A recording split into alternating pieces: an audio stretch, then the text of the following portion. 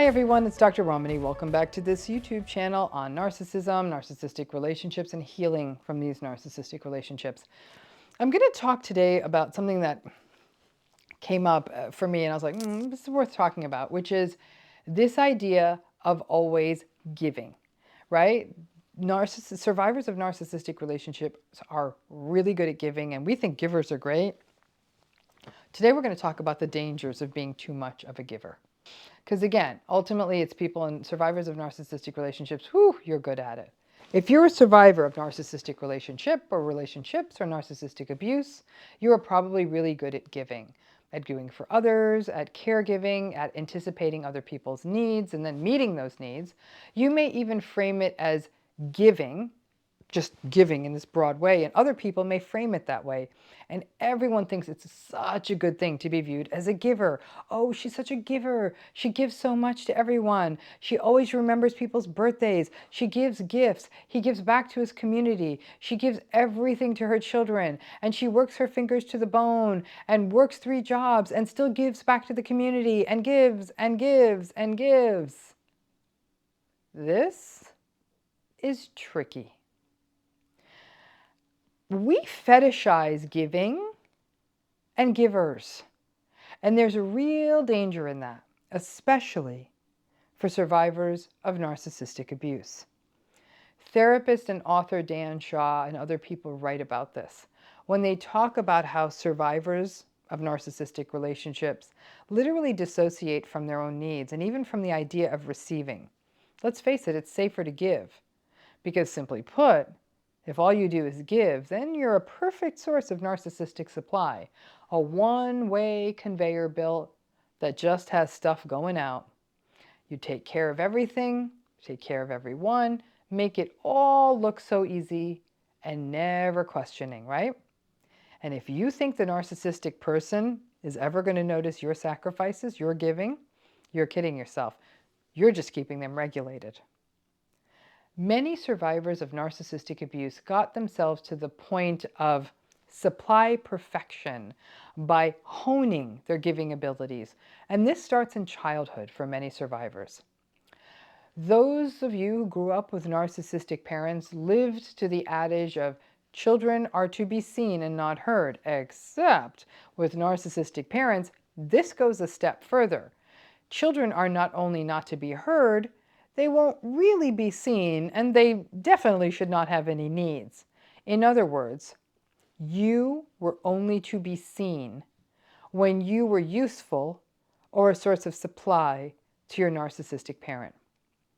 If you made yourself or your needs known at any other time, forget it. You would have been shamed, resented, devalued, invalidated, and generally told that you are a bad person. So that means that from an early age, many survivors hone their giving skills. The problem is that you aren't learning the equally important ability of learning how to receive. To recognize that relationships are about balance, equity, that it is not shameful to have a need, to sometimes do what you need to do, to empathically recognize the needs of others, but also balance them against your own. That receiving piece can often make survivors uncomfortable. And why wouldn't it? Receiving is often used against you in narcissistic relationships. You'll hear things like, I did this for you, I did that for you, I gave you this. In narcissistic relationships, we are chronically reminded over and over again of the things that are done for us. Narcissistic folks have the rare ability to get lifetime mileage out of the one nice thing they did for you 25 years ago. You may express a desire to go on a vacation. You might tell your narcissistic partner, I'd love for us to go on vacation. And they may slap back with, hey, I took you on a honeymoon 20 years ago after we got married. Golly, you ask for so much. My favorite in all of this are the narcissistic parents who will say things like, I gave you everything. I fed you. I clothed you. Nice. Their words seem to suggest that food and a bed was beyond the basic requirements of what a parent needs to do, and that your one-year-old self was rolling up with a list of demands and clothing and dietary needs. But we are, as always, in interesting times. The distorted space of Instagram and TikTok tries to fetishize giving. I love giving. Giving feels so good. Today is my giving day.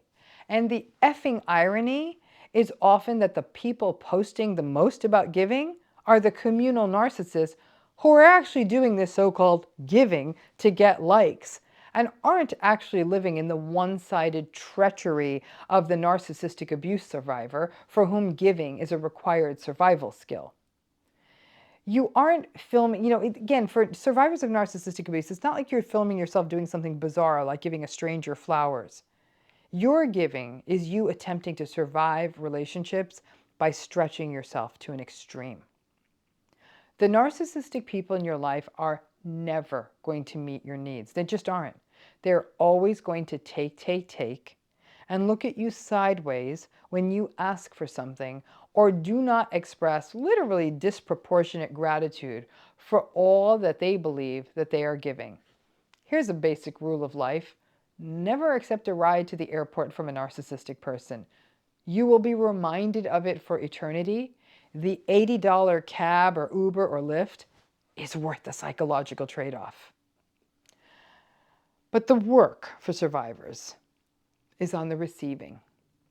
Many survivors of narcissistic abuse find it very uncomfortable to receive something, to receive anything, a gift, a favor, a compliment, some help. Our identities are caught up in being completely self-sufficient, so we never need anything from anyone, feeling unworthy, never wanting to feel indebted, fearful how we will be viewed if we need something, or just plain guilty. Many survivors will report a physical discomfort when they actually do have to receive, or will have disproportionate reactions to the smallest things that they're given. Example, I once came home to my house and my assistants had tidied it up for me so that it wouldn't be a mess when I came back from a long trip. I literally broke down into tears. It was a nice thing for them to do. I think for me to start crying because I didn't feel worthy of it and it just felt like such an extraordinary thing, that probably was a bridge too far. But as a result, though, of all of this, survivors struggle with the very thing that could be their salvation, to be in reciprocal relationships where there is give and take. Why? Because you're so afraid of taking. Receiving can also leave survivors feeling out of control, as though receiving will mean that something bad is about to happen. So always giving allows a person to maintain a sense of control.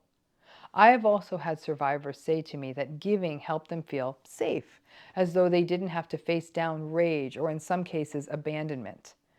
The idea that expressing a need would offend the other person and that they would then lose them.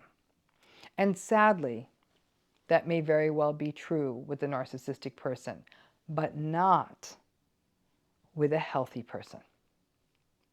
Survivors of narcissistic abuse can learn to practice receiving, getting, as it were. Best way you can practice this is by simply practicing your thank you in a normal way. Thank you so much for this gift. Thank you so much for what you did for me. Thank you for picking me up. Not, oh my God, I don't even know how I could even begin to thank you for this. It's more than I could ever accept. Thank you. You don't need to give that reaction. Short of someone giving you a kidney, and perhaps even then, a simple thank you is how you receive. Learning to just give regular, normal thank yous can also help you practice your capacity for receiving. Practice expressing small needs with safe people too, a friend, a nice colleague, a good family member. It may be that you ask for a time that works better for you when you have to meet them, or maybe to borrow something, or for some help. Start small. Pay attention to how you feel when you ask for this need. And remember that just because you ask doesn't mean you get. The person you ask may not be able to do the thing you want. But then you'll find out, even though you asked and they couldn't do it, that your relationship with them is still just fine. Expressing needs in a healthy relationship is normal. Now, a sinister and moderately paranoid part of me believes that all the ridiculous content out there about giving being the best thing ever and hashtag giving and all of that, and how givers are just the best, is actually being generated by a horrible cabal of narcissists working together in a room to keep the rest of us on the giving chain.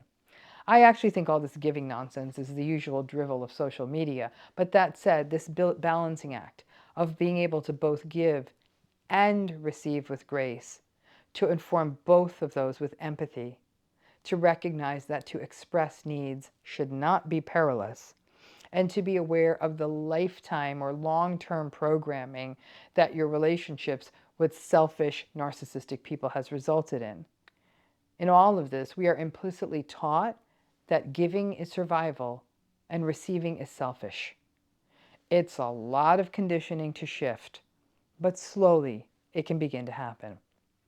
Start small, practice those simple thank yous, make the simple acts, and recognize that there is a lot more to you than just what you give, that you, in and of yourself, is cherishable without you doing and fixing and giving all the time.